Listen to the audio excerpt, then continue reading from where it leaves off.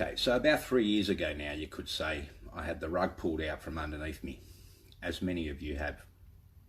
I've made some very disturbing discoveries about our Commonwealth of Australia. Now, I've learnt that the Australian government is a de facto government administrating our Commonwealth. It seems that the government have gone rogue, or it seemed at the time that the government had gone rogue, disregarding our imperial law and of course our proper constitution, the Commonwealth of Australia Constitution Act 1900 UK. I also discovered that the Australian government have their own constitution separate to the Commonwealth of Australia Constitution, and that's called the Australian Constitution. Anyway, carrying on. So all the courts in our country disregard our proper imperial law. They do whatever they like, they lie, and they delete and edit transcripts, court transcripts. And the other thing that I found was that we face a very sad future if we do nothing about it. But anyway, for the first year, I was focused just on the Australian government and the courts, like most people are today, and have been doing for some time, not looking outside of the box. So anyway, a whole bunch of us realise that there's something seriously wrong. But me being the solutions type of guy that I am, I started looking for the cause of the problems. This is when I came across a man named Stephen Spires. This man I found to be one of the most ridiculed people on Facebook, or anywhere for that matter. In fact, I was advised not to pay attention to the nut job or his waffle by a very popular constitutionalist and some of his friends. But being the type to never listen to other people's opinions of others, I paid attention to what I was hearing, and as a result my focus changed quite dramatically, I must say. So for the past 2 years I have been on an incredible journey of discovery that has opened my eyes to the complex ways of the world that would normally be hidden from everyday Australians like myself. It would be fair to say I have at times been figuratively blown away by what I've learnt, and from the feedback that I've received. It's the same for many others. But I have a lot to thank Stephen for. My life has changed forever. I have a new, better outlook on life, but also our future.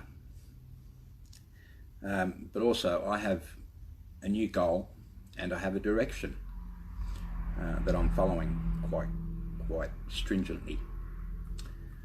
But the most important thing I've learnt is the solution to our problems.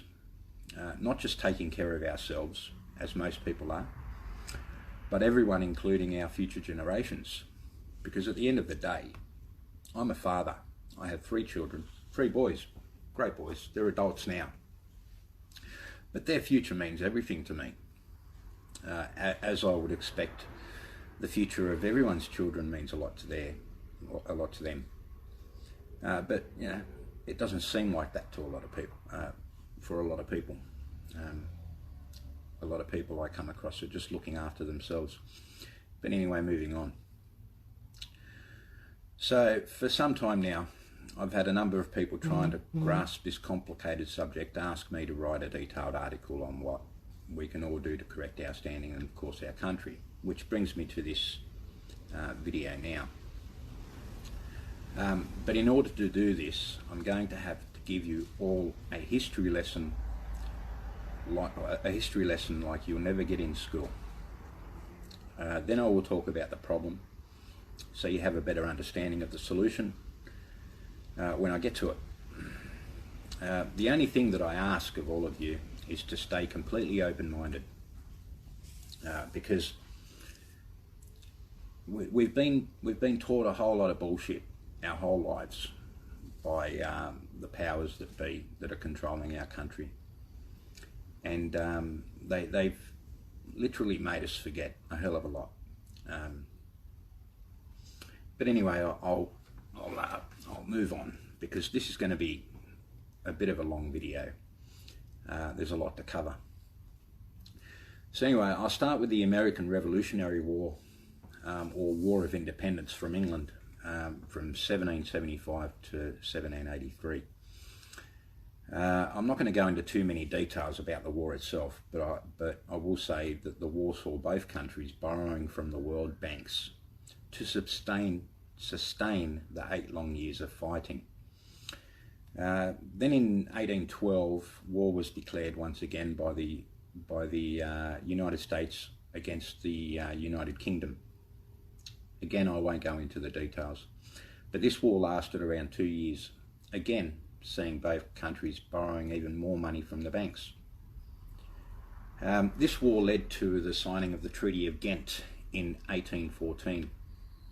So finally there was peace between the United States and the United Kingdom, but huge debts had been racked up by both parties due to both the wars I mentioned. Now the Treaty of Ghent also put an end to forced slavery, if I remember correctly. So that's worth a read. A Treaty of Ghent, that's G-H-E-N-T. But consensual slavery is still okay. For example, citizenship. Also, if I remember the timeline correctly, the American debt led to the Lincoln administration in the 1860s being controlled by the world banks, seizing the United States of America. Now this was the beginning of the military occupation of the United States of America, which led to the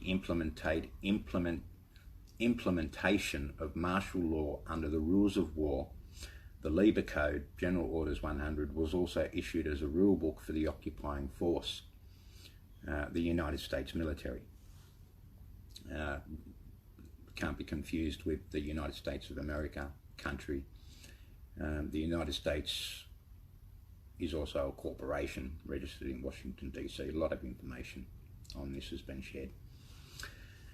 But anyway, the Lieber Code, in particular Article 26, will show you how the takeover of the people's courts in America was achieved, and the people were conned into changing their allegiance to the occupier as citizens of the administration, which classified the people as belligerent, or simply put, disloyal to their own country. And as citizens, the people placed themselves into admiralty jurisdiction. Does that sound familiar? Anyway, it's evident to me that Queen Victoria knew what was going on and what was going to happen in England. And she saw an opportunity to keep the moneylenders out of our temple here in this country, which was to constitute the Commonwealth of Australia, giving the people ownership of the Commonwealth of Australia and our right to self-determination and self-governance, but still under her imperial Tudor crown. This is what I believe directly contributed to her death. Yeah, I believe she was murdered because she made it harder for the bankers to take our Commonwealth by simply calling in the debt from the United Kingdom. Sorry. So anyway, after a competition was held for a new flag design for this country, the people chose a design based on the Merchant Navy Red Ensign, which a slight change to that a slight change to the large star was required, and then in 1903 the Federal Red Ensign was warranted and gazetted as our King's land flag. This is the 1903 Federal Red Ensign, and this is our proper flag, and it hasn't been changed lawfully to date. The blue flag that the government flies, and what most Australian citizens fly, was issued to the government around about the same time, or at the same time, and it was only to be flown by the government or its agents, not the people. In fact, it was unlawful for the people to fly this flag. but it was okay for the citizens belonging to the government to fly it.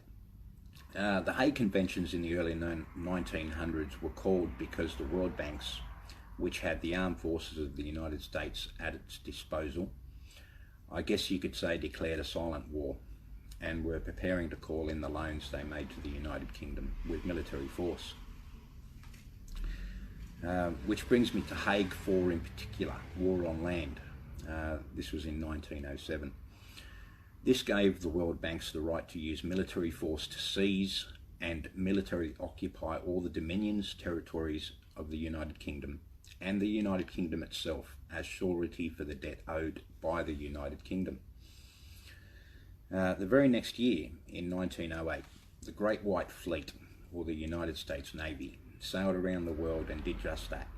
They seized all the dominions and territories belonging to the United Kingdom of Great Britain and Ireland, including all Commonwealth nations, simply by flexing its military might. Not a shot was fired, and every government surrendered. So there was no resistance at all. In fact, the people were even unaware of it. The people were also unaware, and most still are, due to being military occupied under the rules of war and the Labour Code Article 1. Martial law is in place in this country, suspending all domestic law. Article 26, as I mentioned earlier, allows them to force our courts to change their allegiance and ultimately their jurisdiction to military, bringing in admiralty law. So I suggest everybody read the Labour Code for themselves, learn the rules in play on the battlefield, because we are on a battlefield. There's no doubt about that. So I hope this helps everybody be a little bit more clearer that since 1908 we have been occupied militarily under the rules of war and Hague Conventions of 1907, War on Land. And under that Hague Convention, the occupier has the right, under the rules of usufruct, to recover the debts. And I'll get into that a little bit more later. But the occupying military power is bound by all conventions and treaties, whether signed into them or not, while they are here. There are quite a few, including and especially all those of The Hague, Geneva, Nuremberg and Ghent. I won't get into all of the individual articles, but they're certainly also worth a read. So back to Hague 4, War on Land. This spells out exactly what they can and cannot do while they are here. And at this point in the timeline, 1907, 1908, they were or seemed to be following the rules as far as I could see. But then in 1914, the Great War, or World War I, started. Again, I won't go into too many details, but most able men, including 42% of the male population between 18 and 42 officially, some 461,000 Australian men, plus subjects of the Commonwealth of Australia, including the Indigenous, jumped at the chance to defend this nation, or actually to defend the realm. Now, at the end of what would become known as the Great War, the Commonwealth of Australia Imperial Armed Forces had suffered the highest loss of life per capita out of all of the countries involved. More than 62,000 men died on foreign shores defending our realm, the imperial realm. Now, when the heads of government of the great powers met at Versailles in 1919, they had before them a blueprint for restoring the prosperity and global disarmament in the form of US President Woodrow Wilson's 14 points of the Treaty of Versailles. The last point being the development of the League of Nations.